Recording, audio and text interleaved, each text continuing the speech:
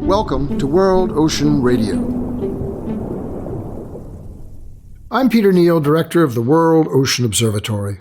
The recommendation of every scientist is to collect more data. There are vast compendia, most everything caught up in a colossal search engine for information to fuel the even more demanding requirements of artificial intelligence, which we will rely on more and more for how the future works. Decisions are made, problems are solved, students are taught, and services are delivered. Our world has become a huge data sink with the intent to observe everything there is to see, to know everything there is to know, whether or not we can understand it. Thus, we have efforts to assemble a definitive record of our existence, material culture in museums and historical societies, documents and visualizations in libraries and archives, seeds in genomes in protected underground shelters, and penultimately in a database called the Catalogue of Life, a digital community of users based in the Netherlands, defined on its website as follows.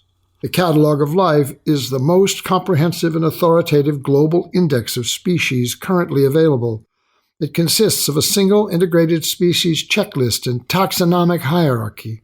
The catalog holds essential information on the names, relationships, and distributions of over 1.6 million species. The justification for this endeavor reads as follows. The loss and degradation of biodiversity are vital concerns for humanity. There is currently no single universal and complete reference to what species we think are alive today. Without this, we cannot sustainably use, explore, monitor, manage, or protect biodiversity resources. The Catalogue of Life depends on the contributions of more than 150 global species databases, established at centers of expertise around the world, that continue to identify new data sources that address gaps. So what we have here is a database of databases, everything we know about life on Earth, in every form, everywhere, in every time and place. There is an ironic calculation embedded in this process.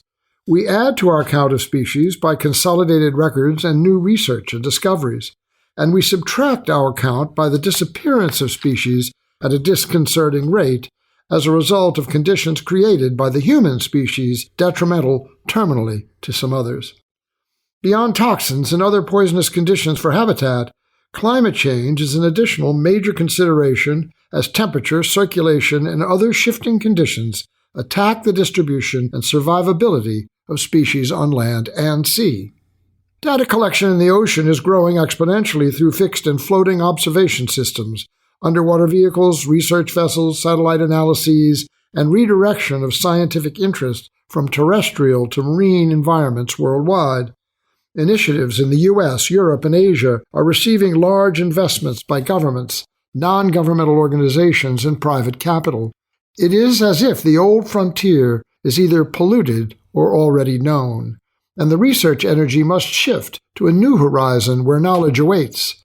That is, if you can see through the chemicals dumped, oil spilled, persistent organic pollutants circulated, deoxygenated nitrogen concentrated, waste and plastic discarded, reefs and coastal nurseries despoiled, and all the other negative conditions now so evident in an ocean that no longer can be expected to infinitely heal itself. Despite all this, the ocean in its nurturing watershed remains our planet's most astonishing catalogue of life. If we are to know it, we must preserve it.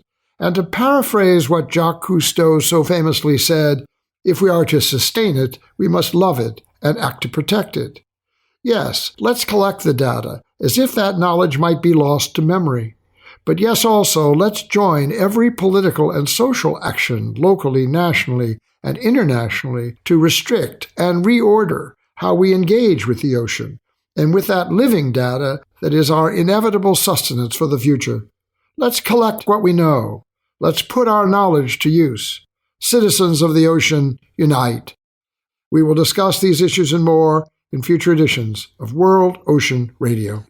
World Ocean Radio is distributed by the Public Radio Exchange and the Pacifica Network for use by college and community radio stations worldwide. Find us wherever you listen to your favorite podcasts and at worldoceanobservatory.org.